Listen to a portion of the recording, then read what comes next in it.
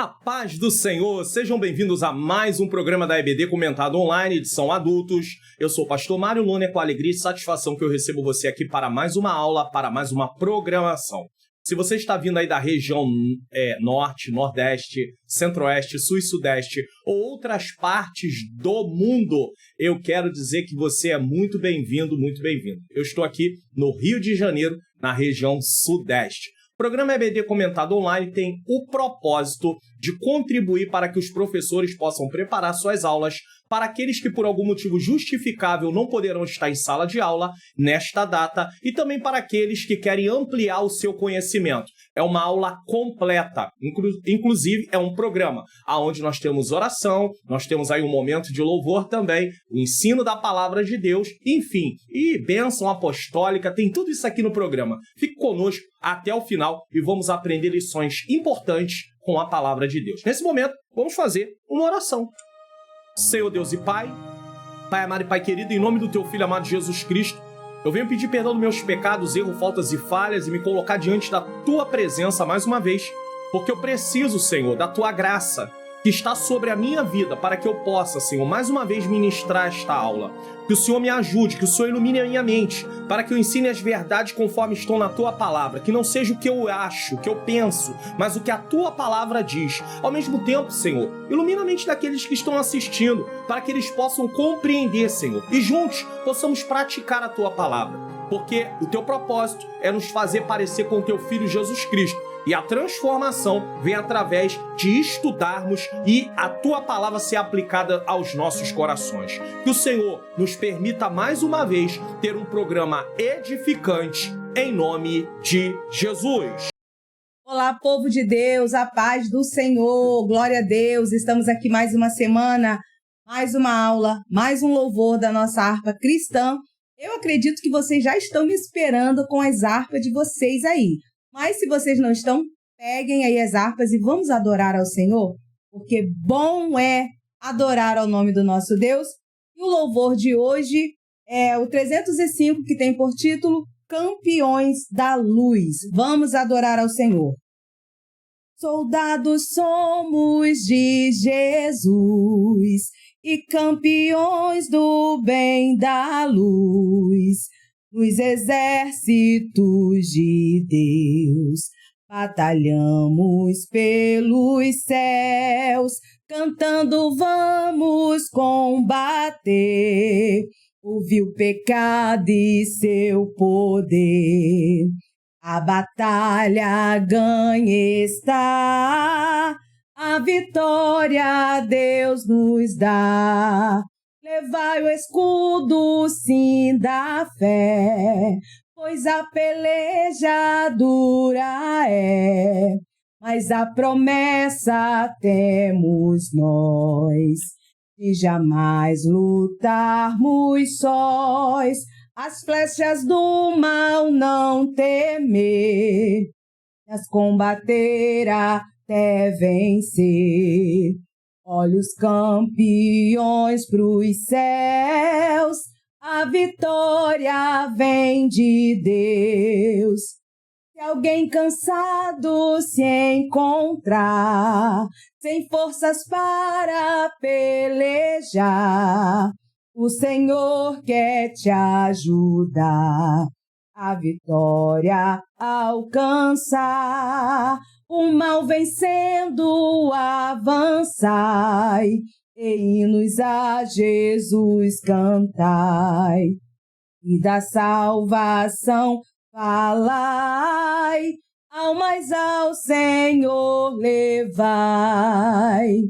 Breve vamos terminar a batalha aqui, e para sempre descansar com Jesus ali. Todos os que são fiéis ao bom capitão hão de receber lauréis como galardão. Glória a Deus! Se alguém está cansado, sem força para pelejar, o Senhor quer te ajudar a vitória alcançar. Esse é o Deus que nós servimos, que não nos deixa ficar cansados pelo meio do caminho, mas sempre nos levanta e nos anima para que possamos prosseguir a nossa caminhada. Que Deus continue abençoando vocês e até a próxima semana, se Deus quiser, eu creio que Ele quer. Louvado seja Deus, quero agradecer mais uma vez a minha menina princesa pela participação. Hoje, toda de azul, uma cor que é a minha cor predileta, então assim, muito bonita, muito elegante. Minha menina princesa, te amo. Meu muito obrigado aí pela sua participação mais uma vez conosco. Talvez você que está chegando pela primeira vez falou assim, mas por que ela cantou o hino corrido? É porque antigamente nós cantávamos às vezes 2 estrofes, 2 vezes o coro, mas não cantava o louvor inteiro. Então agora nós cantamos o louvor seguido e no final cantamos o coro para ganharmos um pouquinho de tempo. Quero aproveitar essa oportunidade de mandar um beijo, um abraço lindo para minha mãezinha Marina. Marina, que é minha mãezinha querida, minha mãezinha amada, que nesse ano de 2025, no mês de outubro, ela faz 80 anos, se assim o Senhor nos permitir. Então eu louvo a Deus pela sua vida, mãezinha, que está sempre me assistindo também. Louvado seja Deus. Vamos dar prosseguimento. Eu quero falar primeiro sobre o que vamos estudar no próximo trimestre. A revista do próximo trimestre já está liberada, você já pode adquirir aí nas lojas, tá bom? Da sua cidade, seja da CPAD ou alguma livraria evangélica. Nós temos aí o terceiro trimestre de 2025, lições bíblicas CPAD adultos, com o tema A Igreja em Jerusalém, doutrina, comunhão e fé. Baseado para o crescimento da igreja em meio às perseguições, estaremos estudando o livro de Atos dos Apóstolos. E também podemos ver aí algumas das lições que vamos estudar. Na verdade, aqui estão todas as lições que iremos estudar. Eu quero falar um pouquinho para você rapidamente.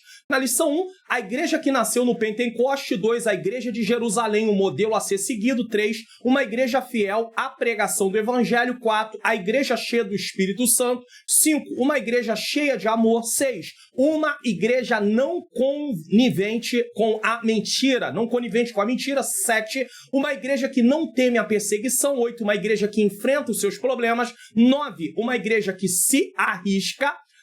10, a expansão da igreja. 11, uma igreja hebreia na casa de um estrangeiro. 12, o caráter missionário da igreja de Jerusalém. E 13, a Assembleia de Jerusalém. Então nós temos aí 13 lições falando sobre a igreja, baseado no livro de Atos. Querendo ou não, vai ser eclesiologia pura. Vamos lá. Segundo trimestre de 2025, o verbo se fez carne e a lição de hoje é a intercessão de Jesus pelos seus discípulos, lição de número 11, que será ministrada no dia 15 de junho de 2025. Já estamos no meio do mês de junho. Então, olha como é que passou rápido e já estamos encerrando aí a metade do ano. Então, só Jesus para nos ajudar. Texto áureo. E a vida eterna é esta, que conheçam a ti só por único Deus verdadeiro e a Jesus Cristo a quem enviaste. João 17:3. Já ia passando, né? Opa, aí, calma. Tá, vamos estar falando melhor sobre esse texto aí no decorrer. Verdade e prática, a oração que Jesus fez ao Pai em favor de si próprio, dos seus discípulos e da sua igreja ressoa ainda nos dias atuais. É verdade? Sim.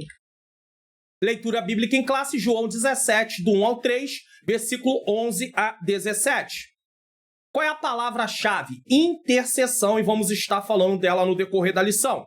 Objetivos da lição: meditar sobre a oração de Jesus pela sua glorificação, que se refere à sua missão redentora. 2, examinar a oração pelos discípulos para que sejam protegidos e santificados. 3, mostrar a oração por aqueles que futuramente creriam, evidenciando sua perspectiva eterna e inclusiva sobre o reino de Deus.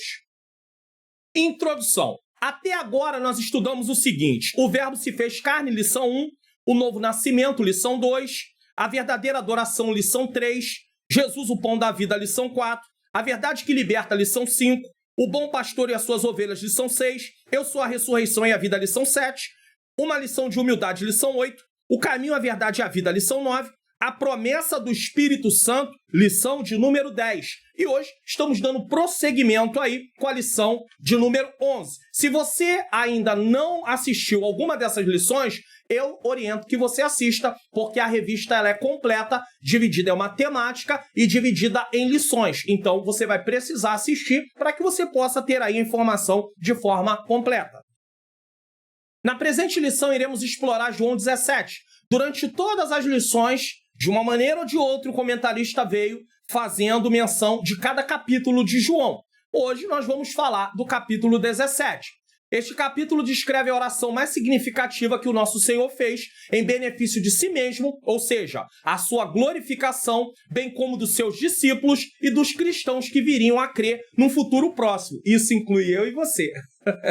A oração sacerdotal de Jesus é uma importante lição sobre a unidade do povo de Deus no seu reino e o propósito de promover o evangelho de Jesus Cristo no mundo. Então, essa oração, ela tem uma lição de unidade e de promover o reino, ou seja, evangelização. É uma conscientização que devemos ir também. E vamos tratar disso no próximo trimestre, no livro de Atos. Tópico 1, a oração de Jesus e sua glorificação. Vamos falar sobre a oração de Jesus pela sua glorificação, a mesma glória com o Pai. É muito interessante que Jesus ora por si mesmo. Ele começa orando por ele, depois ele ora pelos discípulos, depois ele ora por aqueles que ainda viriam. Então, eu tenho uma coisa para deixar aqui de instrução. Às vezes a gente ouve pessoas falando assim, irmão, comece as suas orações orando pelos outros, porque enquanto você ora pelos outros, Deus sabe do que você precisa. É importante interceder. Mas eu quero dizer uma coisa para você. Se você estiver fraco, você não ora por ninguém. Então, ore por você, pela sua vida espiritual. Estou falando de oração por vida espiritual. Tá entendendo? Por transformação. Ore primeiro por você, sim. Porque você precisa de graça, você precisa de força. Se você tem períodos de oração durante o dia, nos outros períodos você pode orar por outras causas também. Se você ora uma vez, né, eu não sei como vai funcionar a sua parte de oração. Se você ora uma vez, você primeiro ore por você.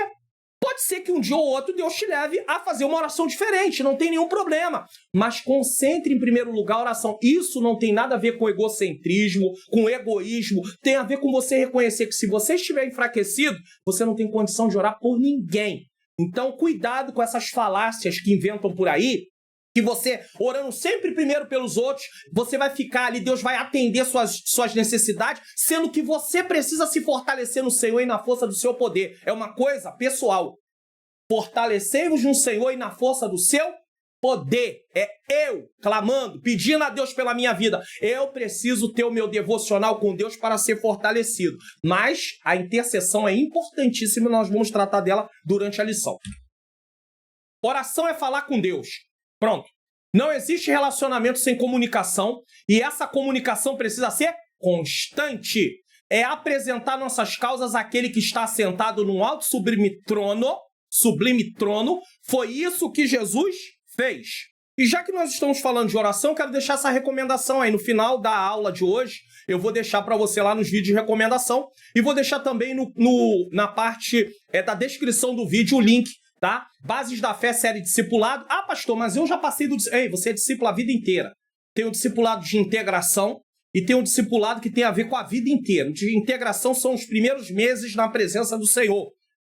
Logo o início da sua caminhada. Mas isso aqui é para o crente a vida inteira. O que você precisa saber sobre oração?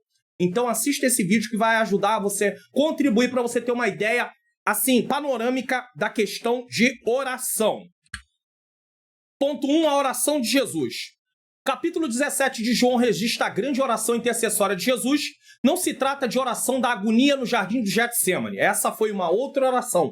Mas de uma conversa aberta com o Pai sobre ele mesmo e sobre seus seguidores.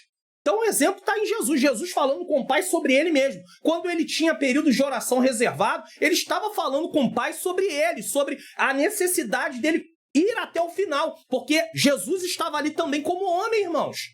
Essa oração conclui o sermão de Jesus que começa em João 13:31 e vai até o 16:33, nesse caso, tá? Então, ele vai orar, Tudo tem a ver com o sermão do cenáculo, tá? Não tem nenhum problema. Vai até o 17 final. Só que tá mostrando que começou no 13:31 e agora no 16:33 ele deu várias explicações e agora ele vai fazer uma oração final para depois partir para ser entregue.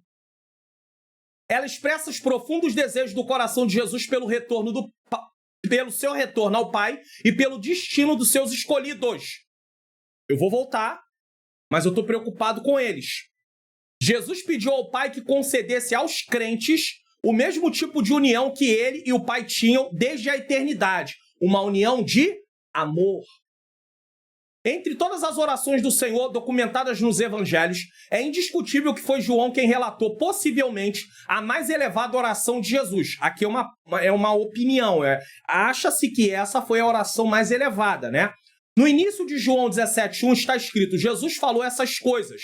Essa frase remete ao discurso do Senhor sobre a vinda do Espírito Santo como Consolador, conforme estudado anteriormente. Por isso que foi dito. Você vê que está aqui, ó, do 13 ao 31 até o 16:33, Jesus veio falando todas essas coisas. Quando chega no capítulo 17:1, aí é que é tratado, Jesus falou essas coisas. Aí ele vai começar a orar.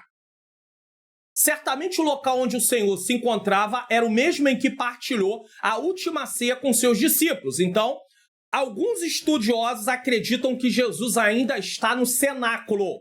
Mas você vai encontrar outros estudiosos dizendo que Jesus já estava terminando, andando pelo caminho aonde ele seria entregue. Porém, nós não temos uma certeza absoluta. Então, eu estou deixando duas possibilidades aqui para que, se você ouvir em outra aula, outro comentarista falando, não, Jesus já estava a caminho, indo ali para o jardim, né, para passar pela situação que ele passa, você já sabe que pode ter essa possibilidade, mas nós não temos certeza. Então, o comentarista, ele fala sobre Jesus, a possibilidade de Jesus ainda se encontrar no cenáculo, tá bom? Em relação à oração de Jesus no capítulo 17, os estudiosos costumam se referir a ela como a oração intercessória, a oração sacerdotal de Jesus, a oração da consagração. Vai ter lugar que vai estar oração intercessória. Às vezes, até no título da sua Bíblia, tá? Lá está escrito oração intercessória.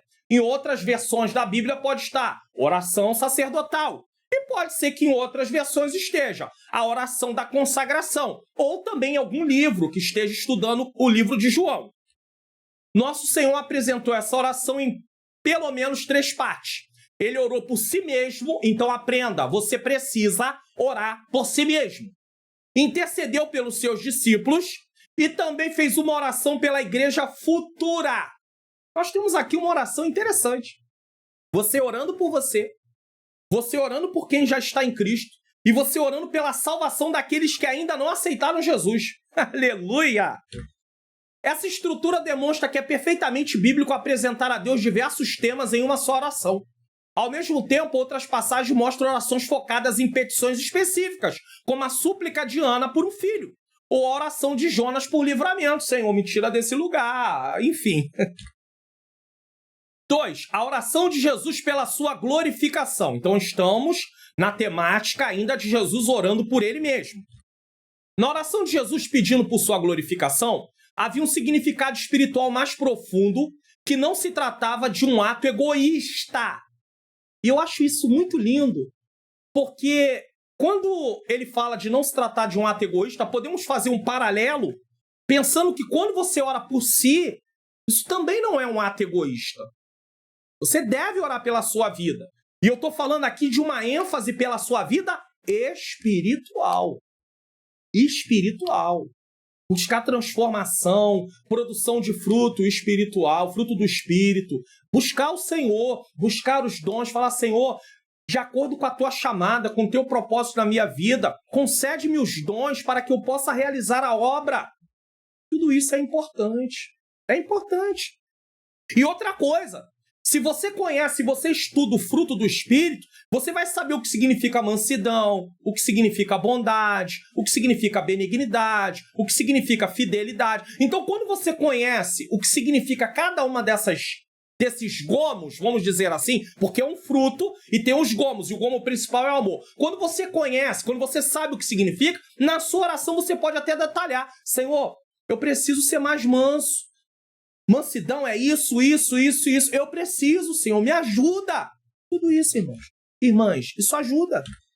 Assim, em sua conversa direta com o Pai, Jesus declara que é chegada a hora, referindo-se ao momento em que o Pai o glorificaria por meio de seu sacrifício redentor no Calvário.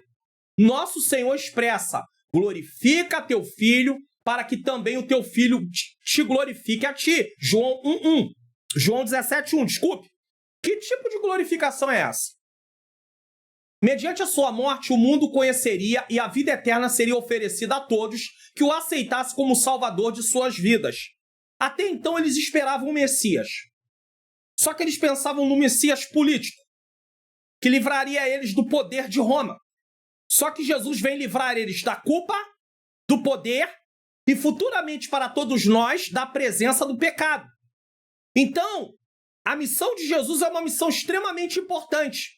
E Jesus está ali falando em sua oração que, após ele consumar a sua obra, ele, mediante a sua morte, o mundo conheceria. Então, não tem outro nome, a não ser o nome de Jesus, que nos dá salvação. A vida eterna vem por meio de Jesus Cristo. E eu digo vida eterna porque do outro lado está a morte eterna.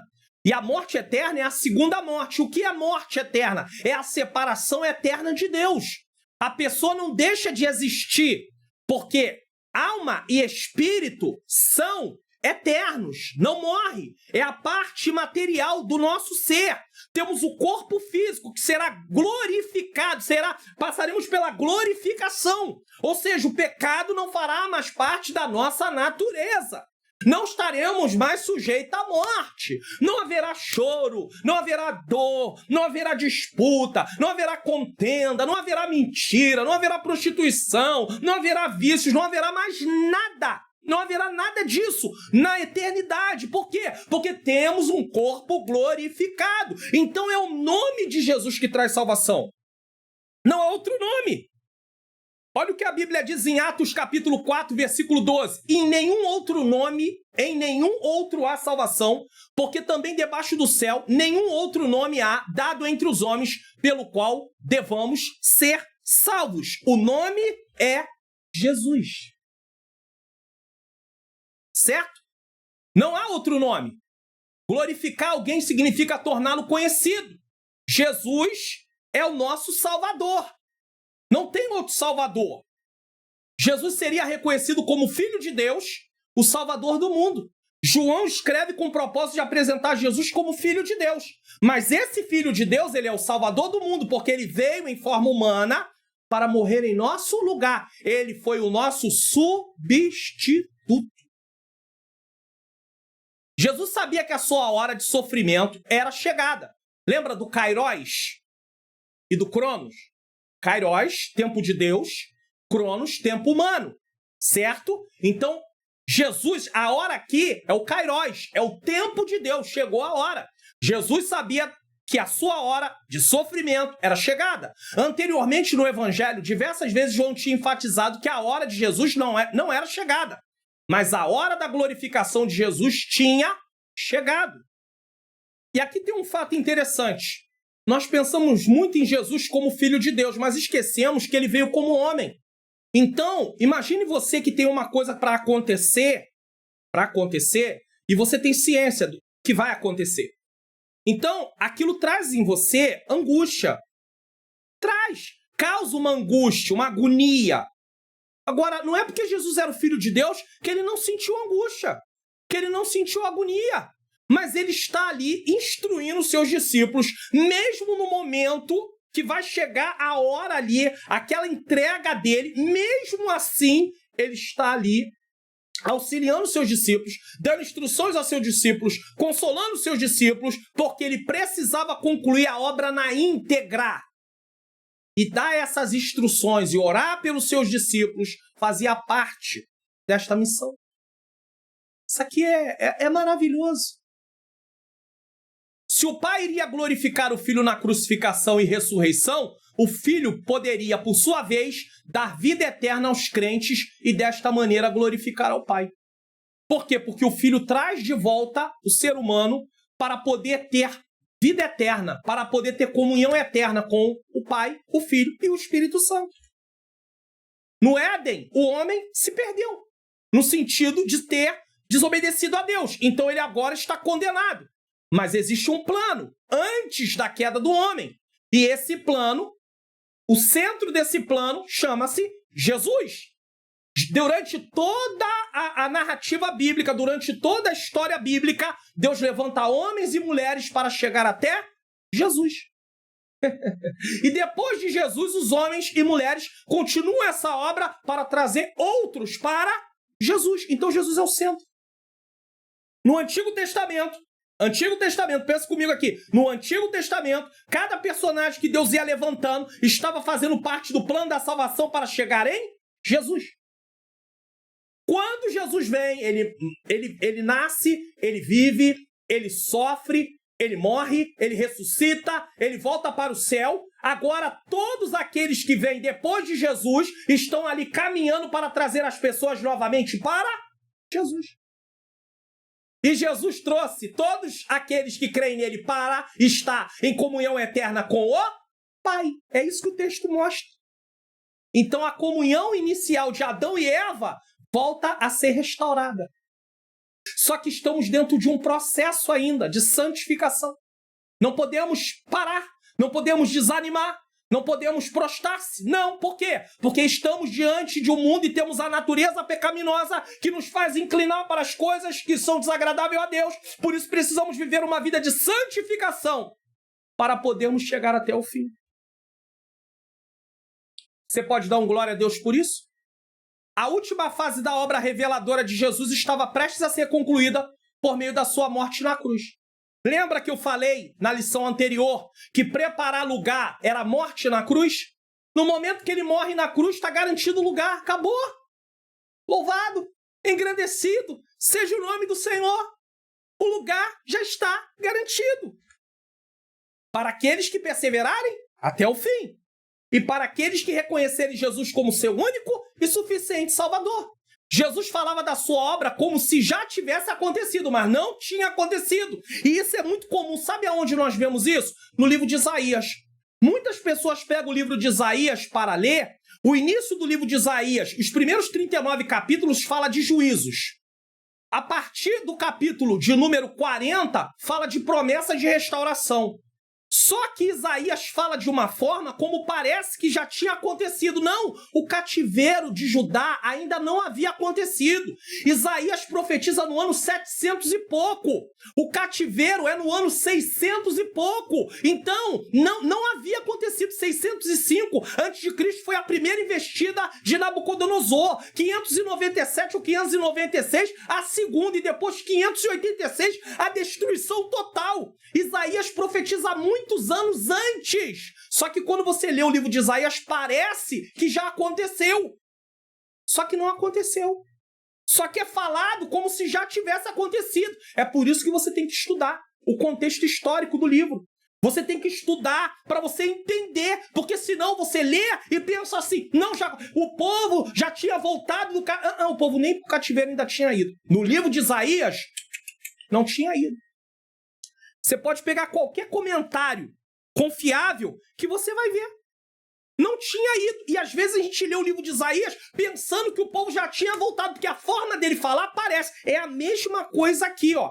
A última fase da obra reveladora de Jesus estava prestes a ser concluída por meio da sua morte na cruz. Jesus falava da sua obra como se já tivesse acontecido, mas não tinha acontecido. A sua obediência à morte na cruz era uma certeza. Jesus estava convicto, eu vou passar pela cruz. Mas ele estava convicto e passaria pela cruz. Ele não estava cheio de si como nós.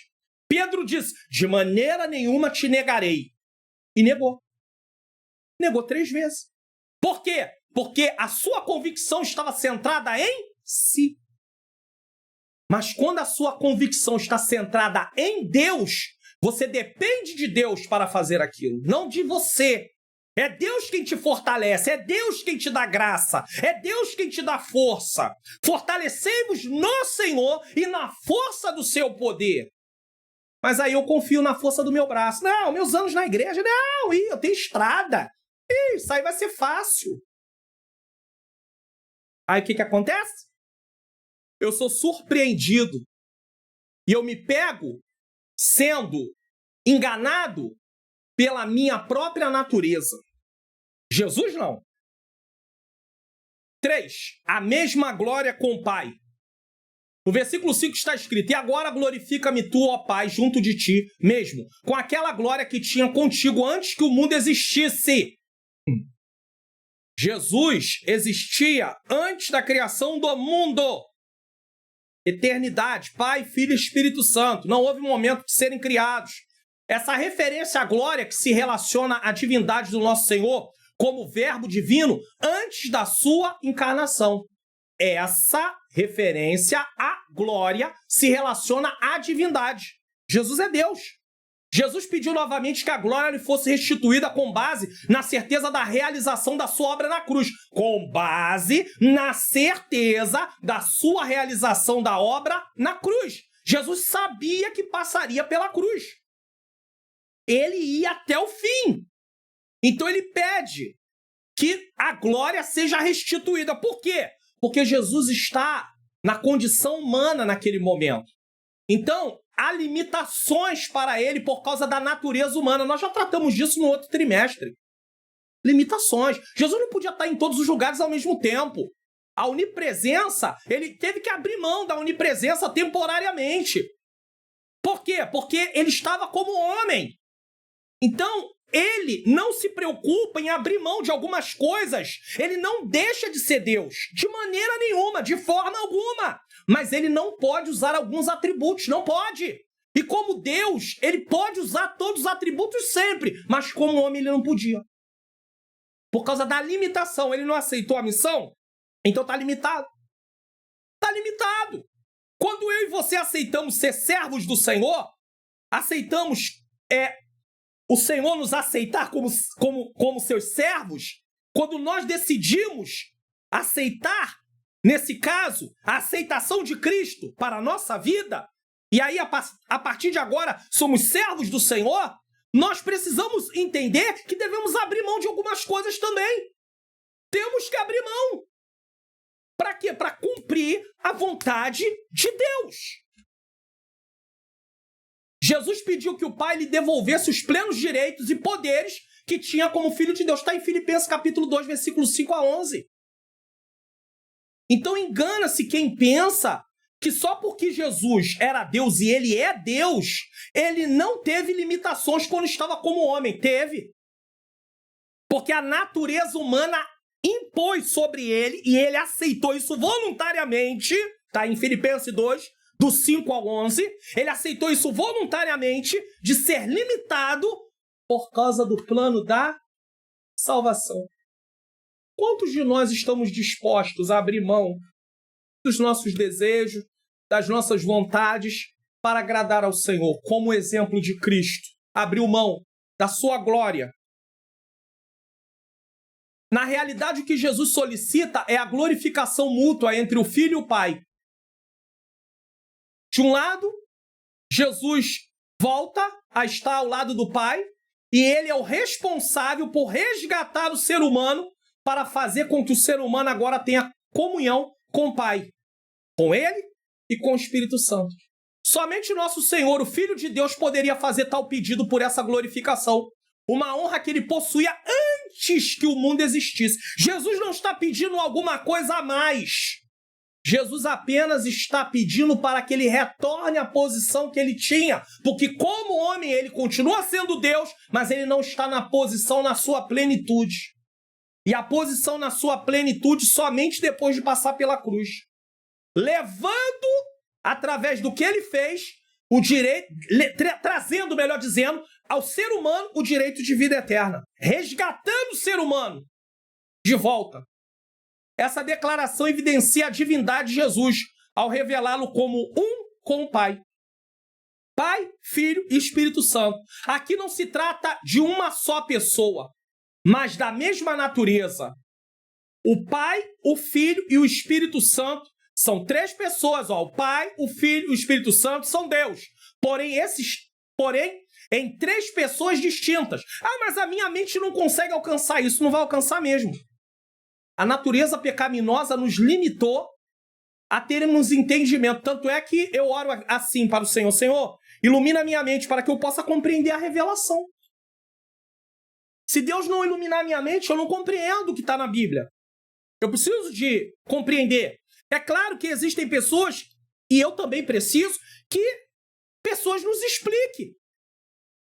Deus usando aquelas pessoas, iluminando o entendimento deles também, usando regras também da parte da interpretação, porque a Bíblia é um livro inspirado, mas é um livro, é um texto. Então nós precisamos entender que existem regras para interpretar. E aí, para nós compreendermos. Nesta oração, Jesus destaca a sua unidade com o Pai e pede que os discípulos, por meio dele, também vivam em unidade. E é uma unidade de amor. Assim, com base nessa igualdade com o Pai, o pecador que confessa e se arrepende de seus pecados recebe vida eterna e conhece pela fé o único Deus verdadeiro e a Jesus a quem enviaste. Às vezes as pessoas dizem, não, o Filho é o mesmo do Pai. Aqui na oração deles assim, e te conheçam como o único Deus verdadeiro e a Jesus Cristo a quem enviaste. Como é que Jesus pode ser o mesmo Pai se Jesus está falando na oração e ele está orando para ele mesmo? Então Jesus está fazendo um teatro. Ele ora para ele mesmo. Irmãos, mas tem pessoas que acham, os unicistas acham assim. Nós estudamos sobre isso no trimestre passado. Então, você acha isso? Nós discordamos, nós rejeitamos e nós nos posicionamos. Ponto final, acabou. Só podemos encontrar a vida eterna conhecendo o único Deus verdadeiro. E quando fala de único, está falando de Pai, Filho e Espírito Santo, tá? Este conhecimento é contínuo e pessoal. Mateus 11, 27, na Almeida Revista Corrigida, diz: todas as coisas me foram entregues por meu Pai. Se Jesus é o Pai, como é que ele diz que foi entregue pelo Pai? Ele entregou para ele mesmo? E ninguém conhece o Pai, e ninguém conhece o Filho senão o Pai, e ninguém conhece o Pai senão o Filho, e aquele a quem o Filho o quiser revelar. Quando fala de conhecer aqui, fala de um conhecimento pessoal e mais íntimo. Só o Pai conhece o Filho porque eles são da mesma natureza. E o Espírito Santo. Só o Filho conhece o Pai porque são da mesma natureza. Mas quando eu aceito Cristo como Senhor e meu Salvador, eu começo a conhecer ao Pai. Só que é um conhecimento progressivo, gradativo. E não é um conhecimento pleno, total, igual Jesus conhece o Pai, porque ele é da mesma natureza do Pai. O Espírito Santo é da mesma natureza do Pai. Nós participamos desta natureza, mas não temos a mesma natureza na sua plenitude. Porque ganhamos vida através de quem Cristo é. Então, por isso eu digo, participamos da natureza da vida eterna, mas não na totalidade, porque nem eu, nem você, nem ninguém serão Deus. Você tem buscado um relacionamento diário com o Senhor? Procurando conhecê-lo por meio da sua palavra todos os dias? Oséias 6,3 parte A diz: conheçamos e prossigamos em conhecer o Senhor. Isso aqui é uma ordem. E tem crente que não quer ler Bíblia.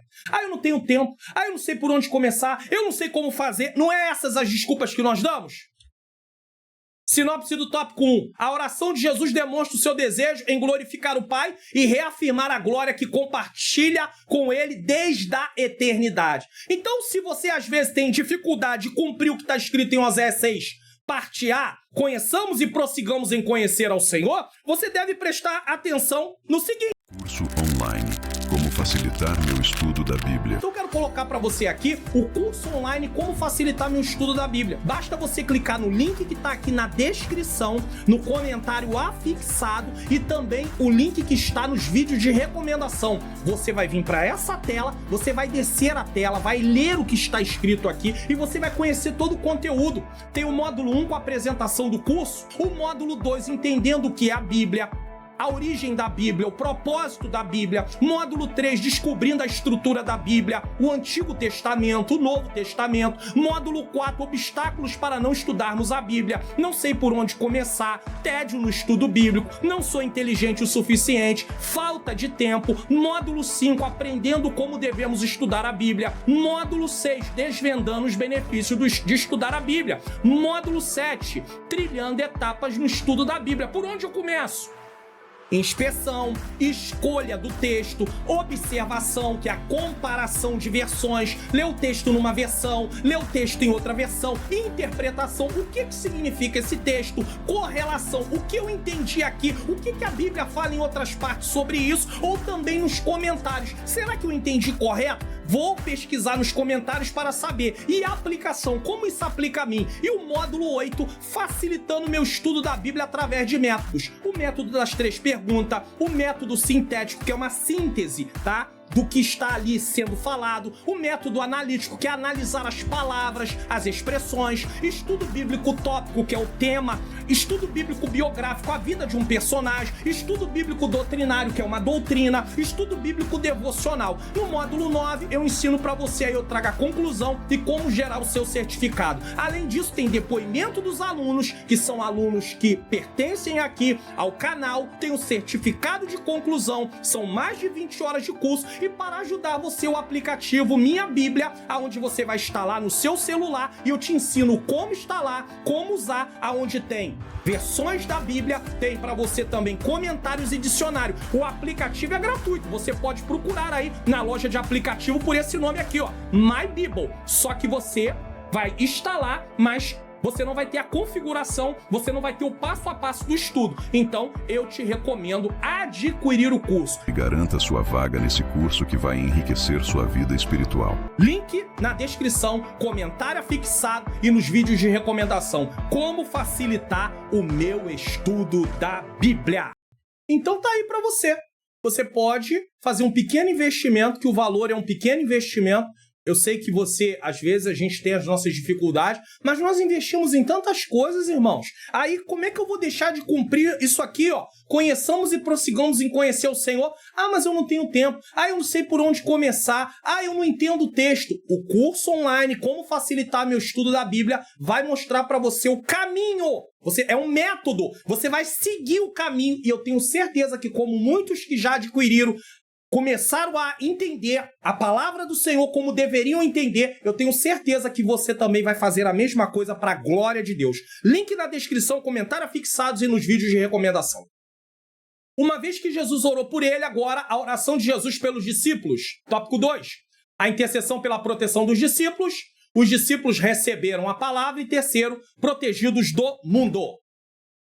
Ponto 1. A intercessão pela proteção dos discípulos. Aqui é interessante, porque Paulo, em suas cartas, deixa eu colocar aqui, 2 Coríntios capítulo 11, versículo 3, ele também tem preocupação pela proteção. Jesus ora pela proteção para que eles não sejam envolvidos pelo próprio mundo e não percam a sua fé. Olha o que Paulo fala aqui na carta aos Coríntios.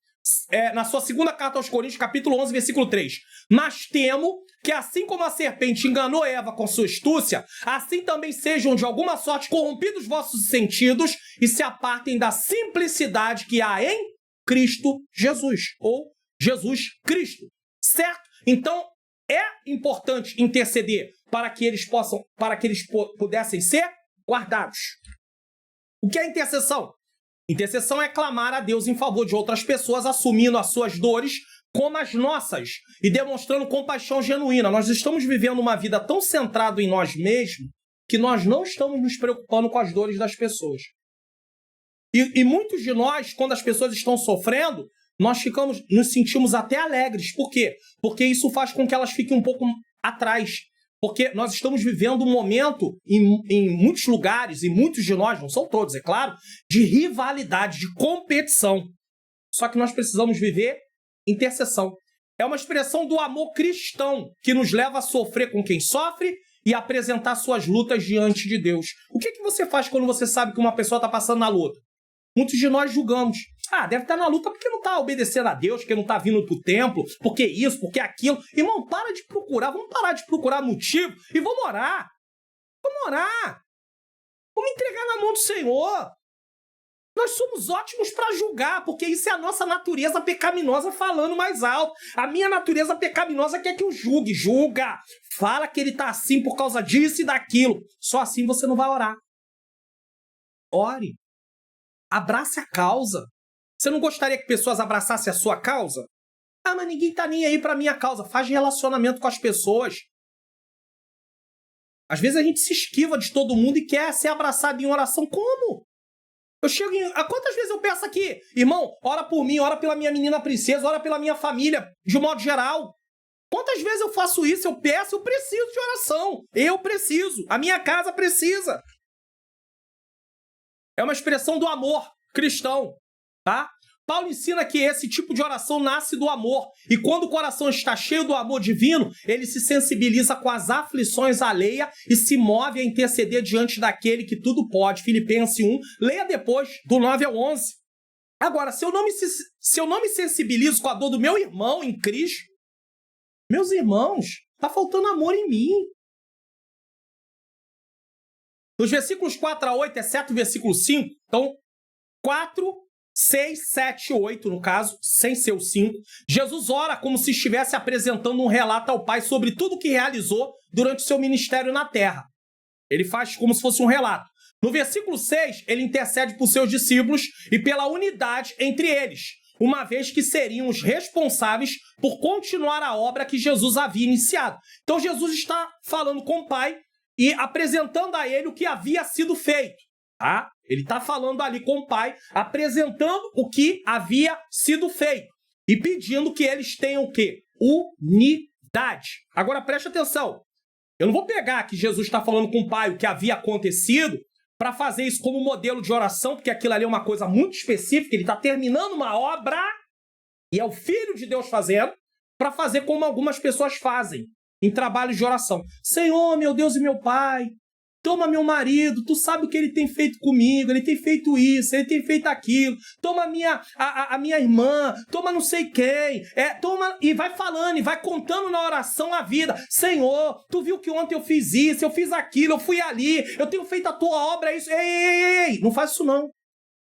Não faz isso não. Você quer fazer essa oração? Faz em casa. Não é no microfone da igreja não, isso é exibição. Isso é oração do fariseu. Fariseu que ora assim. Jesus condenou essa prática. Jesus não condenou a oração pública. Jesus condenou a oração voltada para si.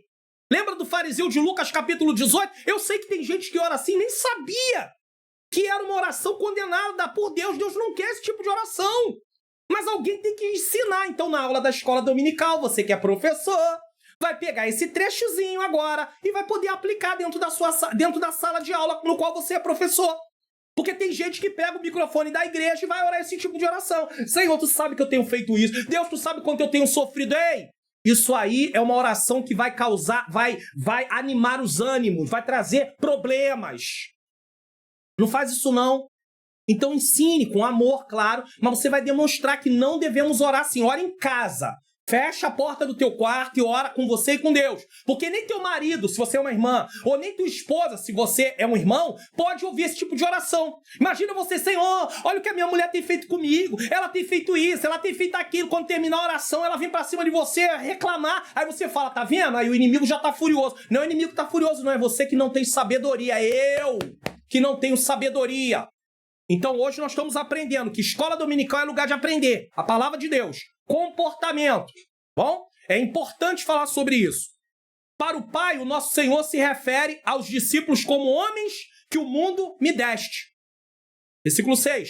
O Redentor revela que seus discípulos pertenciam ao Pai e que este os entregou a ele. Então os discípulos pertenciam ao Pai e o Pai entrega a Jesus. Quem criou? Pai, Filho e Espírito Santo. Mas Jesus fala, pertencem ao Pai. Eram teus e tu nos deste. E guardaram a tua palavra. João 17, parte B.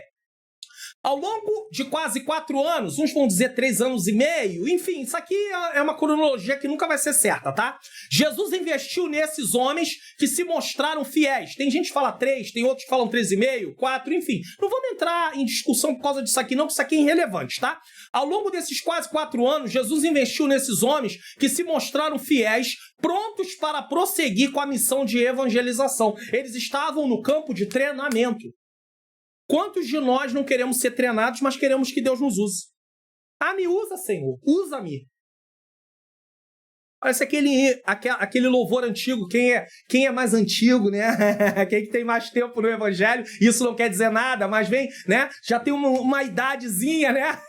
Na idade, né? De vida em si e também de tempo. Lembra lá daquele louvor da Cristina Mel? Usa-me. Usa-me. Ah, usa-me. Você quer que usa você? Então, Jesus estava concluindo uma obra única e seus discípulos não poderiam cumprir a missão sem antes entenderem e obedecerem à palavra de Deus. Eles precisavam compreender. O mesmo se aplica a cada cristão em nossos dias. Como é que nós vamos fazer a obra de Deus se primeiro nós não compreendermos e ela ser aplicada na nossa própria vida? 2. Os discípulos receberam a palavra. Apesar de, em certas ocasiões, os discípulos terem encontrado dificuldades para compreender completamente os ensinamentos de Jesus, as suas recordações foram reavivadas pelo Espírito Santo quando receberam o poder no dia de Pentecostes, permitindo-lhes, assim, entender e difundir o que aprenderam com o Mestre. Atos 2, 14 a 36. João 14, 26 diz: mas aquele Consolador, o Espírito que o Pai enviará em meu nome, vos ensinará todas as coisas. Aí nós vemos em Lucas, depois da glorificação, Lucas 24, 45, dizendo: então lhes abriu o entendimento para compreenderem as Escrituras. Só Deus pode abrir o nosso entendimento. Então nós pedimos: Senhor, nos ilumina. Por isso que uma pessoa que não teve um novo nascimento, ela pode ter uma compreensão da palavra de Deus de uma forma natural. Mas ela nunca vai entender a palavra se aplicando à vida dela e tendo necessidade de transformação. Por quê? Porque ela ainda não recebeu um novo nascimento. No versículo 6, Jesus referiu-se ao Pai afirmando que os seus discípulos mantiveram a mensagem recebida e guardaram a tua palavra. Ao vivermos conforme a palavra de Deus, aceitando e obedecendo aos ensinamentos de Cristo, podemos testemunhar o evangelho com credibilidade. Entenda uma coisa aqui. Entenda isso. É importante você entender isso. A salvação é através da graça e recebida pela fé. E aí você pergunta: e onde ficam as obras? As obras são provas de uma salvação, é a prova de uma salvação genuína. Se realmente houve salvação, tem que ter transformação de vida. Tem que ter mudança de comportamento. As obras não são a causa da salvação, elas são a consequência da salvação. A consequência da salvação é uma vida diferente. Se alguém está em Cristo, nova criatura é, as coisas velhas se passaram, e eis que tudo se fez novo. Segunda carta aos Coríntios 5,17. Consequência. Agora o motivo, a causa da salvação, a morte de Jesus Cristo na cruz do Calvário. Porque se eu mudasse de comportamento e me desse salvação, Jesus não precisava ter morrido na cruz. João 8,31 diz: disse Jesus aos judeus que criam nele: se vós permanecerdes, então é um progresso, é um caminho, permanecerdes na minha palavra, verdadeiramente sois meus discípulos. Qual é a prova de um discípulo verdadeiro? Ele permanecer na palavra. E permanecer aqui é obedecer, viver. Jesus enfatiza que a verdadeira identidade de seus seguidores depende da perseverança em sua palavra. Não basta apenas crer ou aceitar Jesus momentaneamente. É necessário continuar firmes em seus ensinamentos, vivendo, praticando. Por isso que conheçamos e prossigamos em conhecer. Porque todo dia eu preciso de transformação. Não vos conformeis com este mundo, mas transformai-vos pela renovação do vosso entendimento, para que experimenteis a boa, perfeita e agradável vontade de Deus. Se todos os dias eu e você estamos à mercê dos ataques, das propostas do mundo, dos ataques do adversário na nossa mente, nós precisamos de transformação diária. Por isso precisamos esconder a palavra no nosso coração para não pecar contra o Senhor. Salmo 119, versículo 11. Precisamos esconder no nosso coração para não pecar contra Deus. E esconder aqui é viver, é fazer parte da nossa vida. Essa permanência demonstra compromisso e fidelidade, que são evidências claras de um discípulo genuíno. Duas coisas podem acontecer com alguém que não está vivendo a palavra. Ou houve uma conversão real, e eu não posso julgar não, tá? Eu estou dizendo que pode acontecer, mas não sou eu que vou julgar se é ou não é. Ou houve uma conversão real e ele não entendeu que ele precisa viver uma vida agora conforme a nova realidade dele, de ser um servo de Deus, para que o processo da santificação possa dar continuidade, ou não houve uma conversão real. Só que eu não posso julgar. Ele apenas se acostumou a estar em meio do povo de Deus e imita o que os outros fazem e acha aquilo natural, mas não tem conversão. Por isso não tem transformação. Só que eu não posso dizer se houve ou não houve conversão. O que eu posso ensinar é: precisamos ter transformação, porque o que atesta um cristão genuíno é uma vida transformada. Eu já falei e vou repetir. A sua vida com Deus não é atestada por dons espirituais, por batismo com o Espírito Santo, línguas estranhas, por cargos na igreja e muito menos pelas obras que você faz para Deus. Isso não marca a vida espiritual. A sua espiritualidade não é marcada por essas coisas aqui. Isso aqui está no campo do serviço a Deus. Revestimento de poder para realizar serviço. O que marca a transformação, o que evidencia a transformação é fruto do Espírito. A igreja de Corinto tinha dons, tinha batismo com o Espírito Santo, estava realizando obra, mas era carnal. Tinha muitos crentes lá dentro carnais. Por quê? Porque não tinham transformação de vida. Mas eram crentes reais, verdadeiros. Já leu lá 1 Coríntios capítulo 1, a partir do versículo 1? Eles eram crentes de verdade, santificados. Mas acontece que eles não estavam, santificação posicional, mas não estavam vivendo a santificação progressiva. Jesus declara em sua oração que os discípulos guardaram a palavra de Deus. Guardaram. Evidenciando que eram verdadeiros seguidores. Um verdadeiro seguidor, ele é identificado porque ele guarda a palavra, ele vive a palavra. Está aqui, irmãos, olha aqui, ó. João 8,31. Disse, pois, Jesus aos judeus que criam nele: se vós permanecerdes na minha palavra, verdadeiramente sois meus discípulos. Por que nós esquecemos muitas vezes disso? Sabe por quê? Porque a maioria das pregações hoje não fala de textos como esse, não fala dos textos das cartas. Fala. Só fala da proeza dos personagens. Que o personagem fulano fez isso. Não é o personagem fazendo, é Deus fazendo através dele. Não é a história de Moisés, é a história de Deus através de Moisés, de Josué, de Deus através de Josué, de Davi, de Deus através de Davi. Nos acertos, naquilo que ele fez. Nos erros, é a natureza pecaminosa do personagem. Como é a minha natureza pecaminosa, como é a sua também. Então nós estamos esquecendo de textos fundamentais. Olha esse texto, eu vou repetir de novo, porque o Espírito Santo está me incomodando. Disse, pois, Jesus aos judeus que criam nele: se vós permanecerdes, tem que continuar. É uma permanência. Enquanto estamos aqui nessa terra, temos que permanecer. É progressivamente, diariamente, na minha palavra.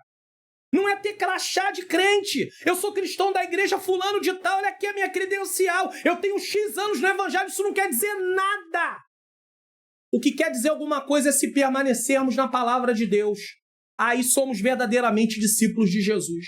A questão para nós hoje é se Jesus pode dizer o mesmo ao nosso respeito. Estamos guardando a palavra dele. Que eu digo, eu sou cristão. Aí Jesus está olhando para mim e dizendo assim: Luna, tu não está guardando a minha palavra, não. Lembra as cartas para as igrejas do Apocalipse? Sobre a questão de guardar a palavra? Deixa eu mostrar uma coisa para vocês da igreja de Filadélfia. Apocalipse 3,10. Eu estou dando a aula e o Espírito Santo me conduziu até esse texto. Como guardaste a palavra da minha paciência? Fizesse o quê? Guardaste a palavra. Jesus diz que aqueles que guardam verdadeiramente são os discípulos. Da minha paciência e esse guardar, você vê que... Deixa eu colocar aqui novamente para comparar esse texto. Olha aqui, ó. Disse, pois, Jesus aos judeus que criam: se permaneceste. Esse permanecer é justamente a palavra da paciência aqui, ó. Como guardaste a palavra da minha paciência, ou seja, você permaneceu. Também eu te guardarei da hora da tentação que há de vir sobre todo mundo para tentar os que habitam na terra. Esse até é um texto que nós usamos dentro da nossa escatologia para mostrar que a igreja não passa pela grande tribulação. Mas eu não vou entrar nesse mérito, porque esse não é o assunto da aula. Jesus pode dizer que eu e você estamos guardando a palavra? Eu estou preocupado. Senhor, tem misericórdia de mim. O verdadeiro discípulo não apenas ouve e aprende a palavra, mas pratica no dia a dia. A obediência à palavra é o que confirma a autenticidade da fé cristã, senão não é uma fé verdadeira. Irmãos, isso é um choque de realidade para nós. Batendo assim nós. 3. Protegidos do mundo.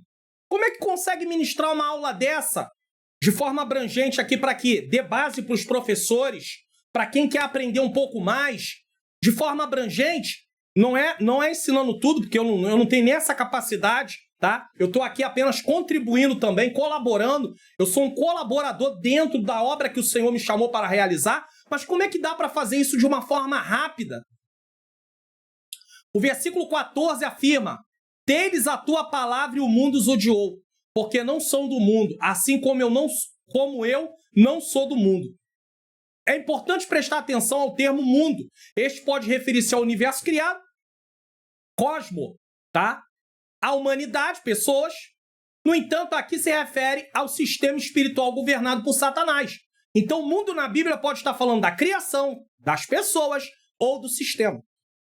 O apóstolo Paulo descreve esse mundo como um governo espiritual maligno, influenciado pelo diabo. Está em Efésios 2:2, é Paulo. É a Bíblia falando.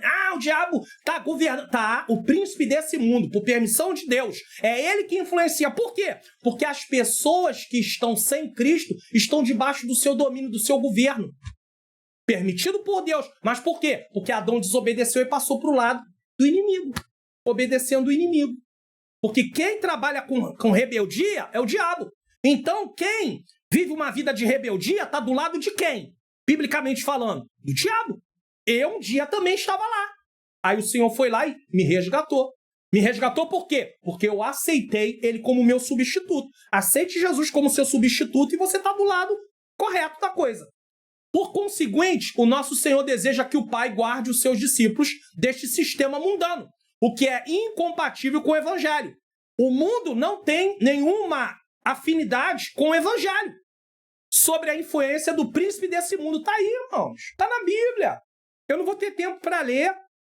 João 12:31, leia. 14:30, 16:11. Príncipe desse mundo. Como é que ele pode ser príncipe? Um príncipe tem um poder de governo.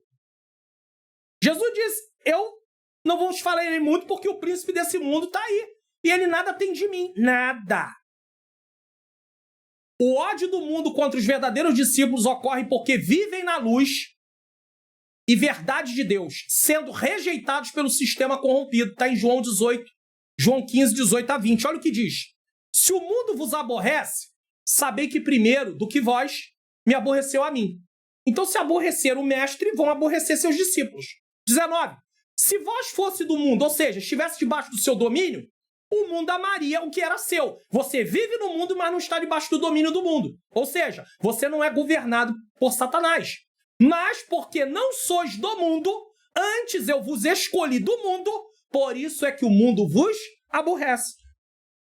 Você já passou por situações de pessoas não gostarem de você simplesmente porque você é servo de Deus? É o que a Bíblia está falando aqui. Tem gente que não vai gostar de você só porque você é servo de Deus. Você não fez nada com ele, você não fez nada com ela, você fala, se for o lugar onde você mora, você dá bom dia, você dá boa tarde, você dá boa noite, você trata bem, não tem nenhum problema. Mas porque você é servo de Deus, aquela pessoa não gosta de você. Por quê? Porque entra um campo de rivalidade. Mas você deve tratá-la mal? Nunca. Trate-a bem. Ela é uma criatura de Deus. Ela foi formada por Deus também. Precisa se reconciliar com Deus, mas Você não pode desfazer dessas pessoas. Não importa se elas servem a outros deuses, se elas creem em outras coisas, se elas vivem de um modo totalmente contrário à palavra de Deus. Não maltrate, não despreze.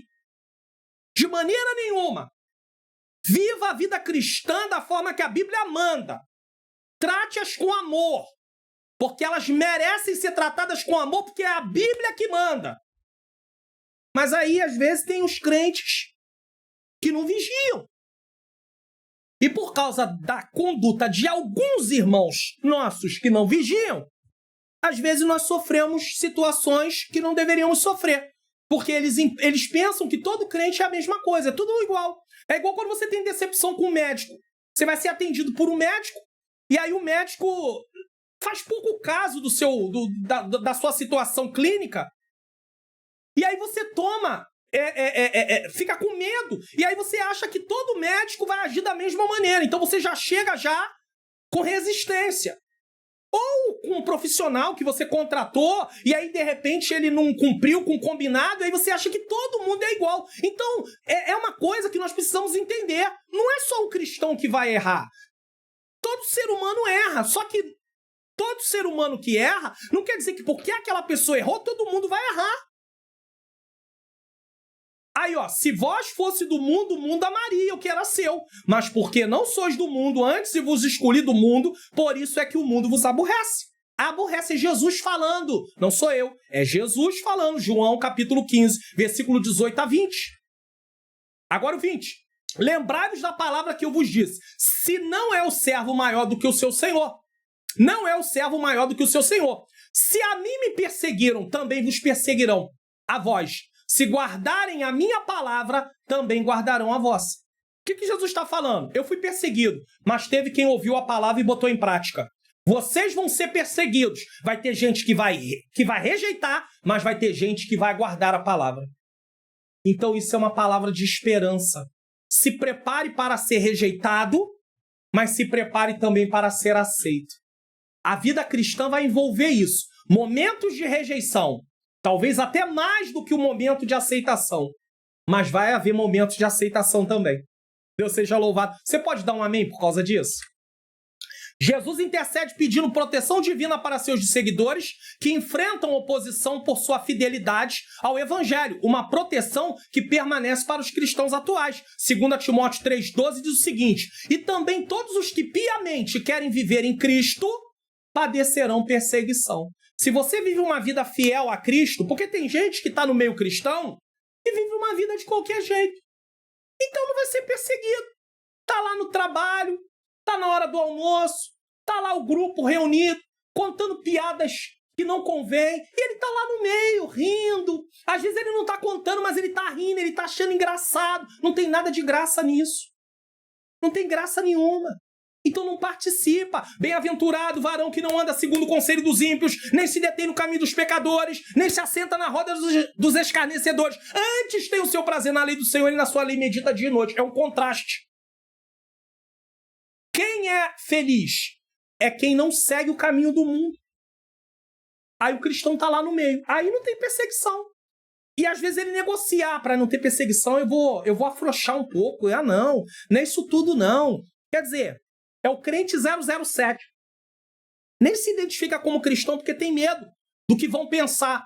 Você tem que ter receio do que Deus está pensando, não do que as pessoas estão pensando. Viver obediente à palavra e comprometido com os valores do reino não nos isenta de perseguições. Tem cristãos que acham que só porque ele é obediente ele não pode passar por perseguição, oposição, calúnia, afronta, desprezo. Ah, Senhor, tu sabe que eu tenho sido fiel. Às vezes na oração no microfone, Senhor, tu sabe que eu tenho sido fiel. Olha essas perseguições que têm se levantado contra mim aqui na igreja. Ei, para com isso. Dá glória a Deus, os discípulos foram perseguidos e glorificaram o Senhor. Não foram pro microfone falar para todo mundo que estavam sendo perseguidos, não. Para os outros ter pena deles, não. Quando eu oro assim, eu crio um campo de rivalidade entre o lugar onde eu estou. Porque as pessoas que gostam de mim vão passar a estar do meu lado contra aquelas outras que você está dizendo que está se levantando contra você. Você está criando um ambiente de amargura que está lá em Hebreus capítulo de número 12, se não me falha a memória, versículo de número 15. E eu vou colocar colocar aqui, porque se veio na minha mente, é para colocar o texto aqui na tela. Hebreus, carta aos Hebreus, capítulo de número 12, versículo de número 15, se não me falha a memória, se eu estiver com a memória falha aqui nesse momento, nós vamos ver aonde está o versículo.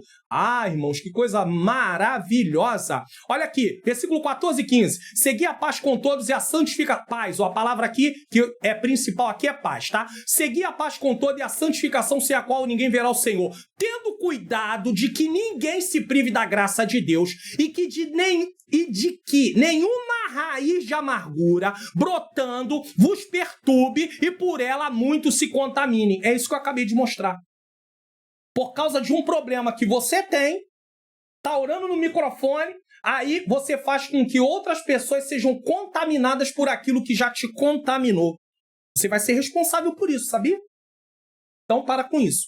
Viver obediente à palavra e comprometido com os valores do reino não nos isenta. Vou repetir de novo. Não nos isenta, tá bom? De perseguições, rejeições, oposições, mas nos garante a certeza da proteção e do fortalecimento de Deus, motivando firmeza na fé e na missão. Sinopse do tópico 2, Jesus pediu proteção para os seus discípulos que acolheram a palavra e necessitavam ser guardados do mal que existe no mundo. 3. A oração de Jesus pelos que viriam a crer. Ele orou por ele orou pelos discípulos que já tinham crido e agora ele ora pelos aqueles que ainda viriam a crer. A oração pela unidade da igreja, a propósito da unidade, a oração por um encorajamento à unidade. 1. Oração pela unidade da igreja. Nesta terceira parte da sua súplica, Jesus pediu pela unidade da igreja. Mais do que uma unidade de natureza eclesiástica ou orgânica, Jesus intercedeu pela harmonia espiritual do seu povo. A questão aqui não é Jesus dizendo assim, ó, a assembleia, ó, tem a unidade entre a assembleia, crentes assembleanos, crentes batistas, crentes presbiterianos estejam ali em unidade com os presbiterianos. Não está falando de parte eclesiástica, orgânica, está falando do povo como um todo, tá? Nosso Senhor ansiava por uma união genuína, tal como existe entre ele e o Pai. Esta foi a súplica do nosso Senhor, para que todos sejam um, assim como tu, ó Pai, está em mim e eu em ti. Quando você estuda a primeira carta aos Coríntios, capítulo 12, você entende essa questão da unidade por causa de Paulo falar dos membros do corpo. É um corpo, mas são vários membros. Ele está ali usando o corpo como uma ilustração para falar de dons espirituais, mas isso nos dá uma ideia perfeita. É um corpo, vários membros, tem que ter unidade. É interessante destacar que aqui estão incluídos judeus e gentios. A separação que havia e que ficou tão evidente durante o ministério de Jesus, com sua morte e ressurreição, não poderia mais existir. Lembra de Tiago e João, quando Jesus vai passar ali na cidade, diante dos samaritanos, e aí eles não recebem, e eles falam, Senhor, quer que nós roguemos para que Deus mande fogo do céu, como mandou com Elias? Aí Jesus olha para ele, não sabia de que espírito sois?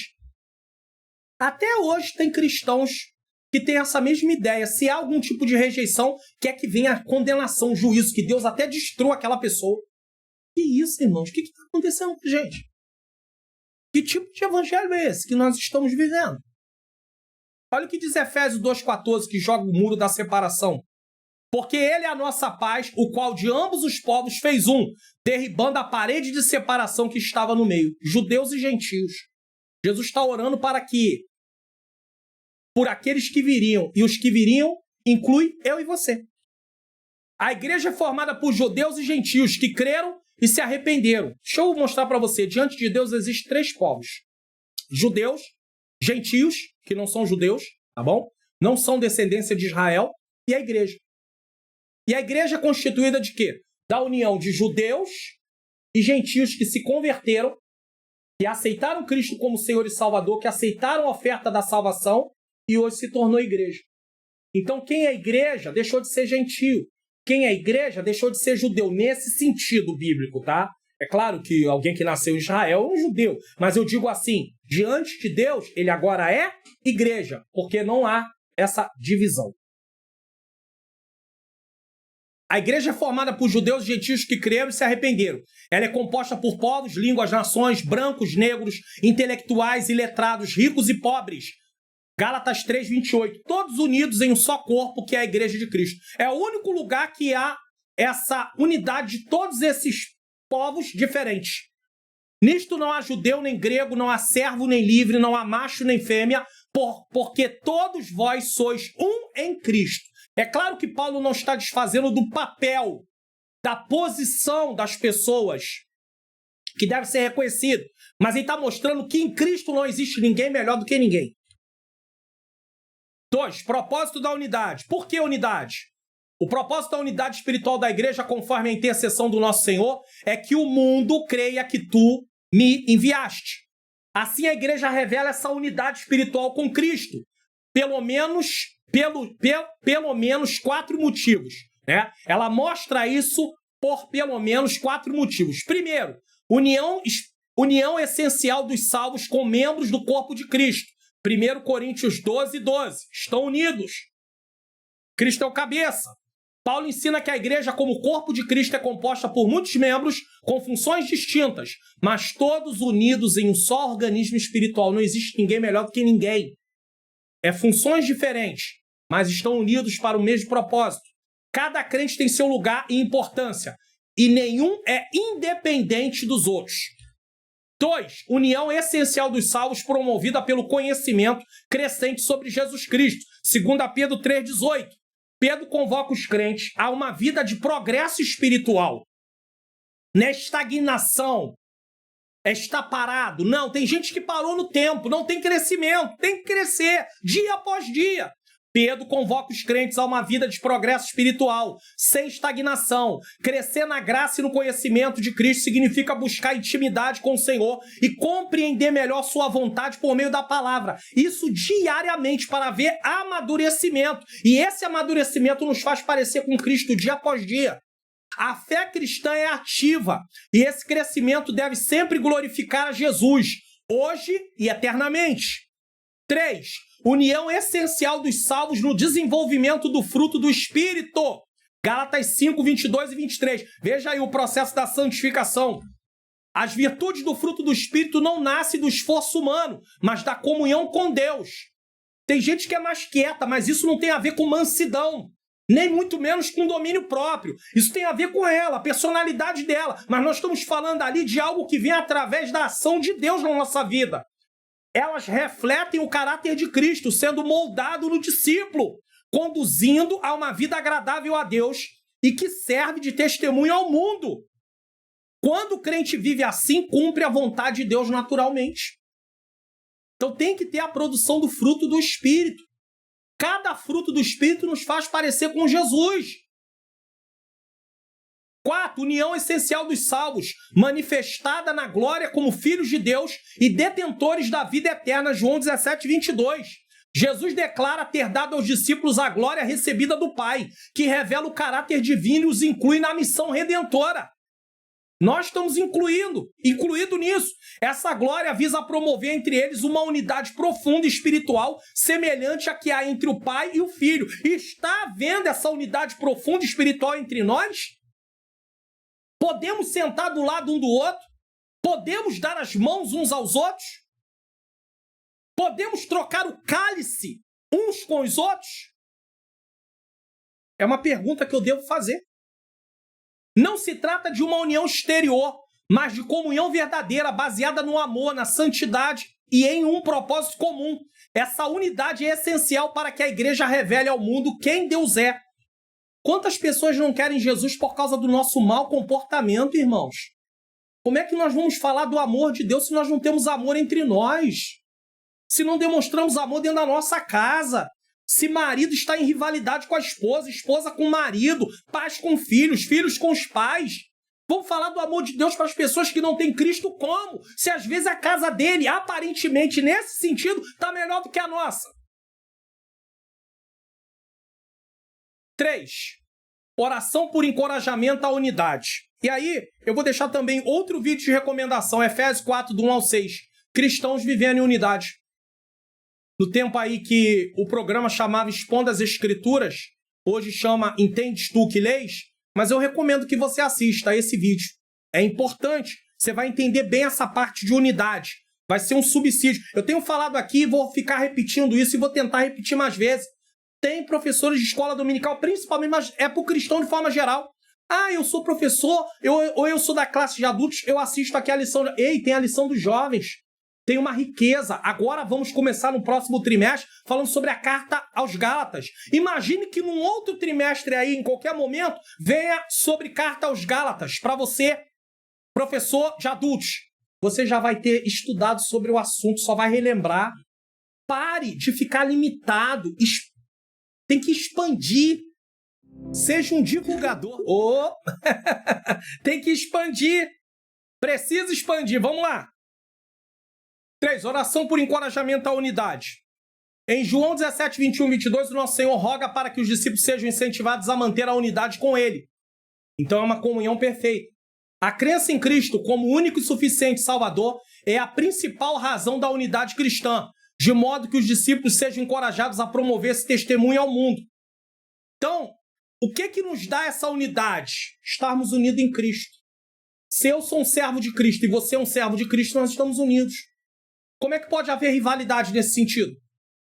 Assim, sem a unidade de fé, o testemunho perde completamente a sua credibilidade. As pessoas olham e falam assim, crente igual ele? Eu não quero ser nunca. A unidade entre os cristãos é indispensável para o testemunho eficaz da igreja. Quando há divisões e disputas, o nome de Cristo é manchado e a missão enfraquecida. Isso é fato. Essa unidade não exige que todos sejam iguais, mas sim que haja harmonia fundamentada no evangelho e no amor a Deus. Um pode orar um pouco mais, outro pode orar um pouco menos, um pode, às vezes, poder estar mais no templo, outro menos, mas não pode ter essa comparação, essa competição. Não, porque eu servo mais, eu estou mais tempo aqui, eu oro mais, eu leio mais Bíblia. Para com isso, irmãos, em nome de Jesus. Imagine a mão se vangloriando do trabalho que ela faz, a boca se vangloriando. A mão nunca vai poder fazer o que a boca faz e a boca nunca vai poder fazer o que a mão faz. Mas os dois, aqui, todos os dois são importantes para o bem-estar do corpo. É através da comunhão verdadeira entre os irmãos que o mundo reconhece a presença de Cristo na igreja.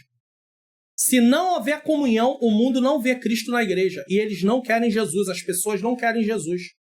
E mundo aqui aí estamos falando de humanidade, não do sistema. Sinopse do tópico 3, Jesus fez uma oração pela unidade da igreja, promovendo a comunhão entre aqueles que viriam a crer. Agora deixa eu falar uma coisa para vocês. Imagine que você é professor e você deseja usar o material da EBD comentado online para poder ministrar suas aulas. Talvez você diga assim, mas pastor, aqui na igreja não tem data show, então a parte de slides eu não posso usar. Mas tem um comentário idêntico ao que aparece aqui, que você vai fazer mais anotações, vai desconsiderar alguma coisa e você pode ministrar as suas aulas. Preste atenção nisso. O que você acha de ministrar as suas aulas com material de apoio da EBD Comentado Online, edição adultos? Eu vou mostrar o passo a passo para você fazer isso. Você vai vir na descrição desse vídeo. Você, se estiver no computador, no celular ou no notebook, você vai vir aqui e vai ter a descrição e você vai precisar clicar na palavra mais. A descrição vai ser aberta. O primeiro link aqui é o plano de lições bíblicas CPAD Adultos. Quando você clicar aqui, você vai vir para esta tela, aonde eu ofereço o plano de assinatura em 2 modelos, o plano Plus e o plano básico. Tanto o plano Plus como o plano básico, você pode assinar assinatura mensal, trimestral ou semestral. Lembrando a você que quando você rolar a tela, vai aparecer os valores. Mas qual é a diferença entre o plano básico e o plano Plus? Todos os 2 planos, você tem aí o comentário em PDF para você poder imprimir. É idêntico ao que aparece na tela, sendo que o que está em preto é igual à revista e o que está em azul ou outra cor é o comentário que eu faço. Tanto o plano Plus como o plano básico tem o comentário para você poder imprimir em PDF, fazer suas anotações, enfim. Agora, se você assina o plano básico, o slide que aparece na tela durante as aulas aqui, ele é em PDF. Você não tem como modificar. é idêntico ao que aparece, mas você não tem como modificar. Então não são editáveis nesse caso. Porém, se você assinar o Plano Plus, os slides são em PowerPoint. Então você pode colocar slide, tirar slide, você pode editar o que está escrito, modificar. É muito melhor, nesse caso, você adquirir o Plano Plus. Para adquirir, basta que você veja o plano que você quer assinar e venha aonde quer e clique em Assine Agora. Lembrando que se você um dia já foi assinante, você não vai vir por aqui. Você tem que ir lá dentro da plataforma, colocar o seu e-mail antes, a sua senha, entrar na plataforma para fazer renovação de plano. Se você tentar comprar o plano por aqui, você não vai conseguir, porque você um dia já foi assinante. Isso aqui é só para quem é novo assinante. Quem quer renovar a assinatura tem que ir lá dentro da plataforma. E o material é entregue dentro da plataforma. Você não vai receber nem por e-mail, nem por WhatsApp. Você tem que ir dentro da plataforma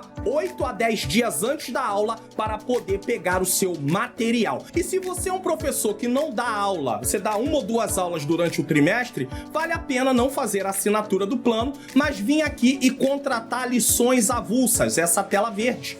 E aí, 8 a 10 dias antes da data da lição, você vai vir aqui, vai clicar aqui para adquirir a sua lição, nesse caso. Aí você vai receber o comentário em PDF e também o slide em PowerPoint e em PDF. Então, é muito simples, é muito fácil. Para adquirir o plano ou as lições avulsas, clique aqui no link que está na descrição ou no comentário afixado e tem uma aula edificante em nome de Jesus. Bom, então você já sabe como adquirir o material de apoio aí para você poder ministrar as suas aulas. Link na descrição, comentário afixado, tá bom? Para você, aí em nome de Jesus. Conclusão. Vamos fazer uma reflexão? Tenho buscado glorificar a Deus com minha vida como Jesus buscou glorificá-lo mesmo diante da cruz? Essa é uma questão que eu preciso refletir. Segundo, estou vivendo separado do mundo em santidade, como Jesus orou para que seus discípulos fossem santificados na verdade? Santifica-os na verdade, a tua palavra é a verdade. Se eu não estudo a palavra, como é que eu vou ser santificado na verdade se eu não conheço a verdade? Terceiro, tenho promovido a unidade com outros cristãos, como Jesus orou para que a igreja fosse uma só, refletindo a comunhão entre ele e o Pai? Veja que o propósito é eu e você estarmos em unidade, assim como Jesus e o Pai está. A igreja está em unidade, assim como Jesus e o Pai está. Estamos fazendo isso? Segui a paz com todos e a santificação sem a qual ninguém verá o Senhor. Vamos conferir o que iremos estudar na próxima lição? É bom a gente refletir que a gente vai para casa pensando, né? Depois da aula. Estou falando do ambiente de aula. Meu Deus, que isso? Olha o que foi dito aqui. Estou buscando glorificar a Deus como Jesus buscou glorificá-lo? Estou vivendo separado do mundo em santidade como Jesus orou para que seus discípulos vivessem? Estou promovendo a unidade como Jesus tem ali o modelo da união de Cristo com o Pai? Próxima aula do julgamento à ressurreição. Lição 12, 22 de junho de 2025. Se você deseja nos convidar, entrar em contato conosco para os eventos, ensino e estudo, tudo que tiver a ver com ensino e pregação, se quiser nos convidar e a esposa louvar, aí estamos à disposição. Bom, eu quero agradecer nesse momento você que ficou até agora. Vamos fazer uma oração e nos vemos na próxima lição, se assim o Senhor nos permitir. Lembrando a você que o Senhor é bom e a sua misericórdia dura para sempre e eu e você não podemos desistir. Então você não desista, não pare. Você que estava falando assim, esse é o último trimestre que eu vou dar aula, eu não quero mais dar aula, é muita luta, é muita dificuldade. Olha o que nós aprendemos aqui durante a lição. Vai ter oposição, vai ter disputa, vai ter luta, vai ter calúnia, vai ter perseguição, vai ter de tudo, mas vai ter a graça de Deus te sustentando, vai ter aceitação, vai ter edificação, vai ter gente sendo transformada. Não para não, não desiste não. Seja você professor, professora, ou você não seja professor, professora, vamos em frente, vamos orar. Senhor Deus e Pai, Pai e Pai querido, eu quero te agradecer por mais uma aula. É um desafio cada semana aqui, como é um desafio na sala de aula. Mas é para a glória do Teu nome, que possamos nos parecer mais com Teu Filho Jesus Cristo, Senhor.